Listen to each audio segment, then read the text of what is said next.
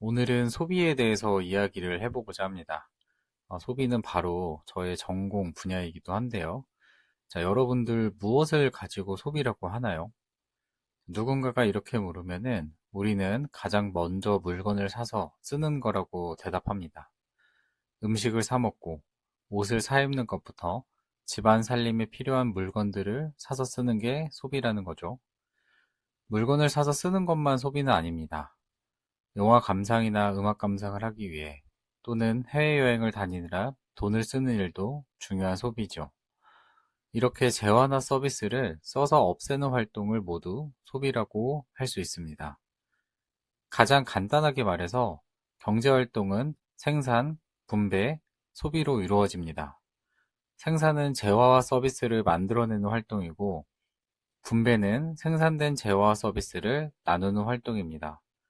소비는 분배된 재화와 서비스를 써서 없애는 활동이고요. 자, 생산은 누가 합니까? 바로 기업이 합니다. 분배는 시장을 통해 이루어지고요. 그리고 소비는 소비자인 개인이나 가게가 하죠. 이를테면 기업에서 컴퓨터를 만들면 시장에서 적당한 가격에 소비자에게 분배되고 소비자는 구매한 컴퓨터를 필요한 용도에 따라 사용합니다.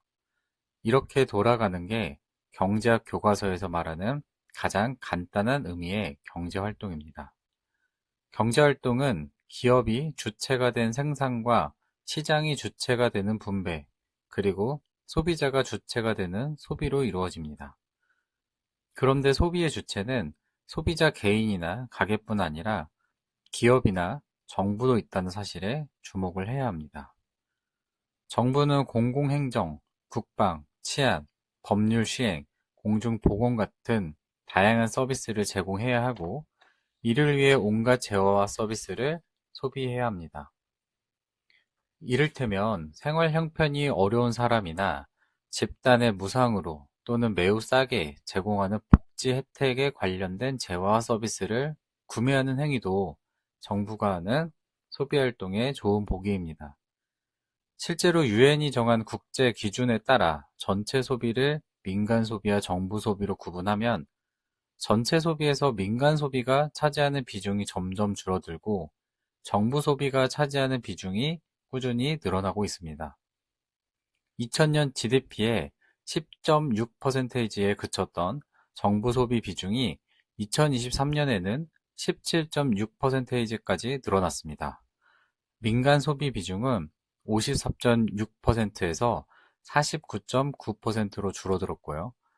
공공부문이 하는 역할이 늘어나고 국가 경제에서 차지하는 비중이 커지는 추세를 반영한 것이라 할 수 있습니다. 정부뿐만 아니라 기업도 온갖 재화와 서비스를 소비합니다.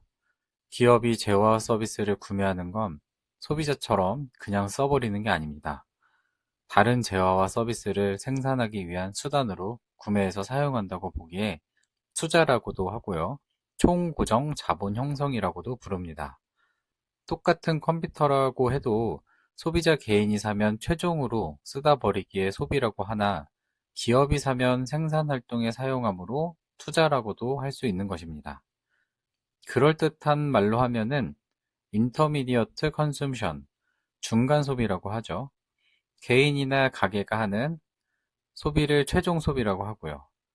실제로 한국은행은 가게가 개인 욕구를 위해서 그리고 정부와 사회를 위해서 재화나 서비스를 사용해 써버리는 건 최종 소비라고 부릅니다.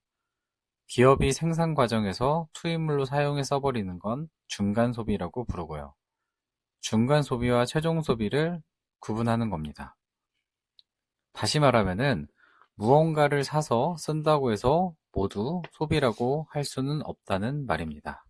이렇게 소비를 중간 소비와 최종 소비로 나눈다면 제가 관심 있게 다루는 것은 바로 중간 소비가 아닌 최종 소비입니다. 최종 소비 가운데서도 정부 소비가 아닌 개인이나 가계 소비에 관심이 많은데요. 복지국가를 내세우는 오늘날 정부 소비 가운데 상당 부분이 개인이나 가계의 소비 활동에 적지 않은 영향을 미치고 있습니다. 정부가 제공하는 민생회복 소비 쿠폰이나 노인 일자리 장려금 같은 것들은 가계 소비와 직접 연결되기도 하고요. 이런 식으로 정부 소비가 국민 개개인의 소비 활동과 삶의 질에 미치는 영향을 무시할 수 없는 게 사실이기도 합니다. 이처럼 소비는 생각보다 훨씬 더 다양한 관계와 구조 안에서 다양한 큰 힘을 가지고 있습니다. 우리는 흔히 소비를 돈을 쓰는 행위, 물건을 사는 행동 정도로만 생각하죠. 그런데 저는 그렇게 보는 것은 조금은 협소한 시선이라고 생각합니다. 소비는 단순한 지출이 아니라 우리가 무엇을 중요하게 여기고 어떤 삶을 살고 싶은지 드러내는 선택이기도 하기 때문입니다. 사실 저는 이 소비라는 주제가 너무 매력적이어서 전공으로 삼고 계속 연구를 하고 있습니다. 덕분에 이렇게 여러분들과 유튜브를 통해서도 만나고 있는데요. 왜냐하면 소비 안에는 아까 앞서서 말씀드렸던 것들 외에도 인간 안의 욕망, 정체성, 사회, 문화, 심지어 행복까지 다 들어있기 때문입니다. 그리고 요즘 제가 특히 관심을 가지고 있는 질문이 있습니다. 우리는 어떻게 소비해야 진짜 행복해질 수 있을까?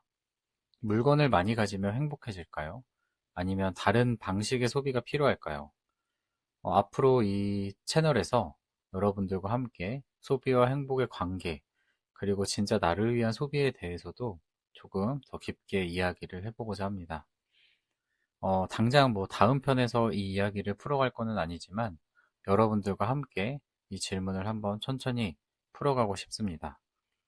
여러분들 구독해 두시면은 다음 이야기에서도 또 좋은 이야기로 여러분들의 단단한 브랜드를 만들 수 있는 다양한 관점의 이야기들 이어가도록 하겠습니다. 감사합니다.